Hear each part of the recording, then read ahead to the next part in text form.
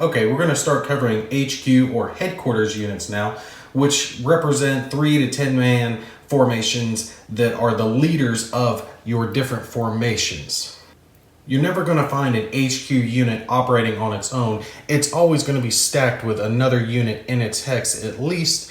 Now, a HQ unit also does not count against your stacking limit, which is 2. So you can have up to 2 units in a hex and an HQ unit on top of that, but not more than 1 HQ unit can be in a hex at any one point. Now, looking at the factors around an HQ unit very quickly, at the bottom center, you're going to find its movement factor, just like you'll find the movement factor for all the other units. At its top right, you're going to find its morale factor. At its top left, you're going to find its leadership factor, and this is what's going to be used to affect your different modifiers. So if you're making an AP or HE attack, for example, this is the number you're going to look at to determine what type of bonus is applied there. At the bottom left, you're going to find HQ's command range, and this is how far out it can command the units in its formation. So as a quick example, this headquarters unit located here, this Russian one, has a command radius of 4, so it could command units in its formation up to 4 hexes away.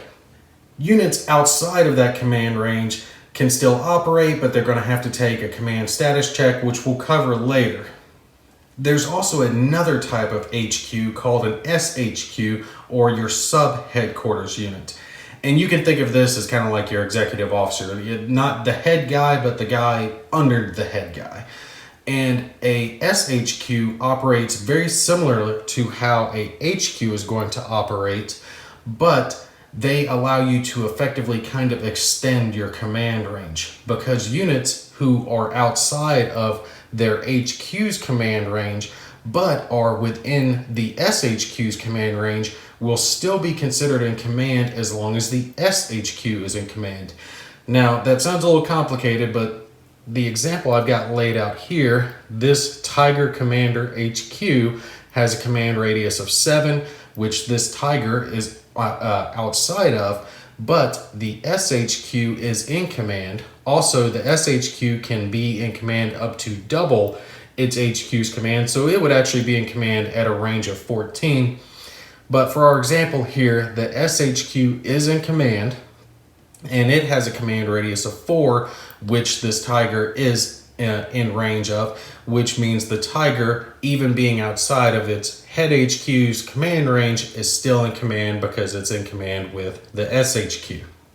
Now, headquarters units are not going to be directly involved in combat. Again, they're going to be applying their leadership modifier to combat in a multitude of different ways. So they can't be directly targeted. So our SU-152s here could not target directly this Tiger HQ.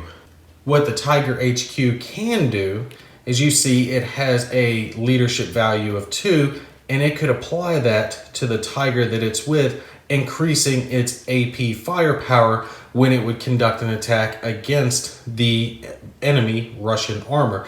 So this Tiger that would normally throw 3 dice when conducting attack could add the 2 from the HQ and throw 5 instead.